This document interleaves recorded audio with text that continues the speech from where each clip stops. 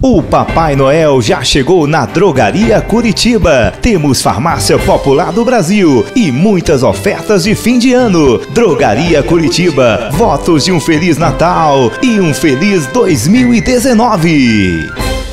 Gás com qualidade é com a Picolino Gás. E neste fim de ano traz aos seus clientes uma super promoção. No dia 30 de dezembro, na compra da água e garapé ou gás de cozinha, você concorre a dois lindos fogões. O Natal já chegou na Alternativa Tecidos e Enxovais, trazendo promoções incríveis na linha de cama, mesa, banho, decoração, colcha, cortina e bordados computadorizados. Alternativa Tecidos e Enxovais, seu Natal com muito mais economia. Olá, eu sou o psicólogo Bruno Alisson e começa agora o Falando da Vida.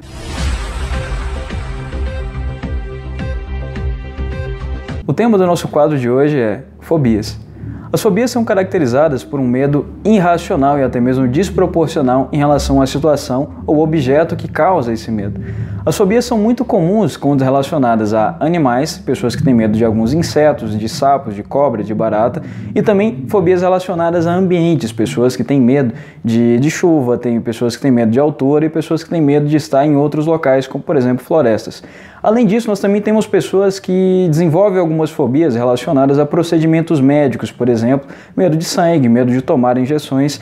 E por último, nós temos as fobias situacionais, que são aqueles medos de altura, medo de viajar, o medo de estar em um local fechado. Essas são as principais fobias que nós podemos citar.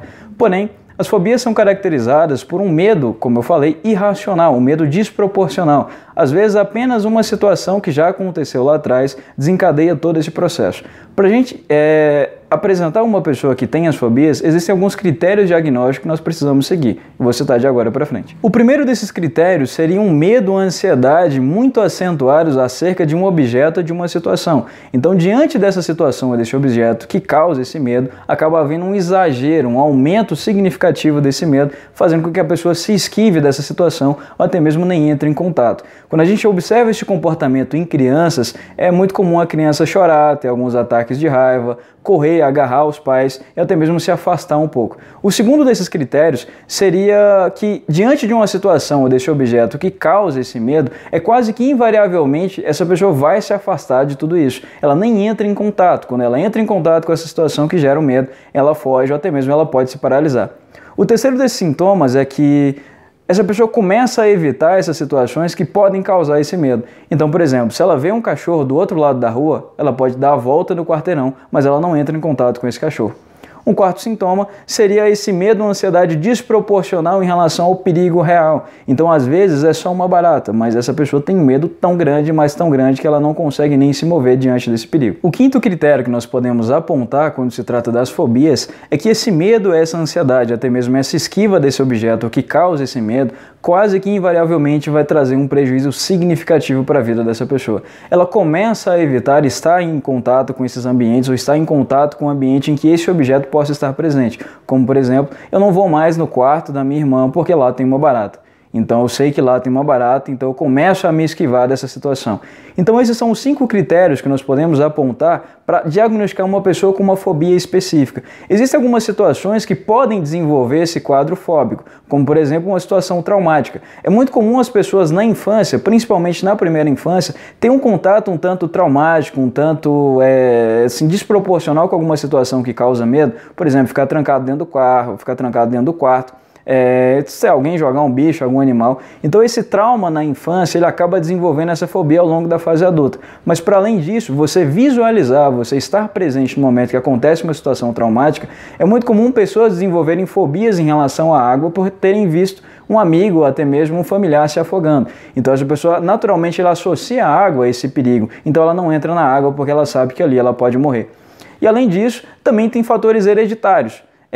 A gente pode não acreditar, mas as fobias que se manifestam nas gerações anteriores, como por exemplo, eu conheço uma pessoa que a avó dessa criança tem medo de cachorro. Essa criança nunca passou por nenhuma situação traumática em relação a cachorros, mas porque a sua avó tem essa fobia, ela também acabou desenvolvendo esse medo de cachorros e hoje ela tem um medo, sim, desproporcional em relação a essas situações.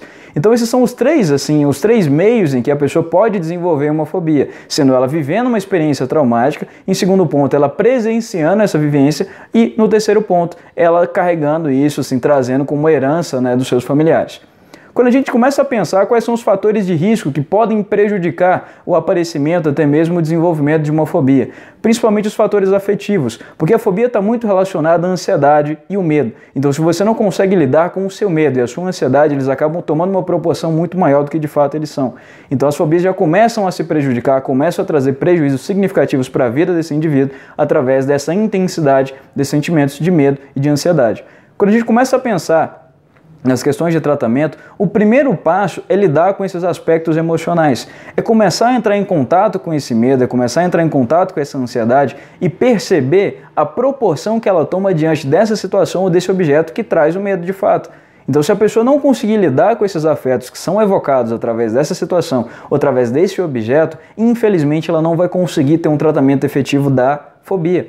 Por quê? As fobias começam, elas têm assim a sua raiz e até mesmo o seu desenvolvimento no medo e na ansiedade. Então, o primeiro passo para se tratar uma fobia é trabalhar o medo e a ansiedade. E o segundo passo seria essa exposição de maneira supervisionada à situação que traz medo, que traz perigo. Então, por exemplo, eu tenho medo de voar, mas se eu chegar próximo do avião, se eu entrar no avião, assim, se eu começar vagarosamente, gradualmente me aproximar dessa situação que me traz medo, eu vou começar a perceber que aquilo não é, de fato, proporcional ao medo que eu sinto de voar. Então tem pessoas que falam, mas eu tenho medo de voar porque os aviões caem, o tanto de acidentes que acontecem. Mas a probabilidade de acontecer um acidente de carro é muito maior que acontecer um acidente de avião. Então essa aproximação supervisionada e sucessiva dessa situação que traz o medo é o segundo passo. E o terceiro passo é tentar encarar esse medo de todas as maneiras possíveis. Então, primeiro, você vai lidar com o seu medo e com a sua ansiedade. Segundo, você vai começar a se aproximar sucessivamente dessa situação, desse objeto que traz medo. E em terceiro, é reconhecer que aquilo não é, de fato, algo que vai te impedir de seguir com a sua vida, de seguir com as suas atividades. Então, esses são os 3 passos para a gente começar a pensar o tratamento e a prevenção da fobia. Como eu disse, a fobia se desenvolve na infância, então a gente tem que se prevenir esses medos lá atrás. Esses medos que a criança acaba desenvolvendo por conta de algumas experiências traumáticas, principalmente dos pais, dos familiares, que acabam causando alguns medos nas crianças e quando elas se tornam adultos, elas acabam proporcionando um medo muito maior do que ela deveria sentir. Então esse foi o nosso quadro de hoje. Peço para vocês se inscreverem no canal, não esquecer de clicar no sininho, ativar as notificações e até a próxima semana.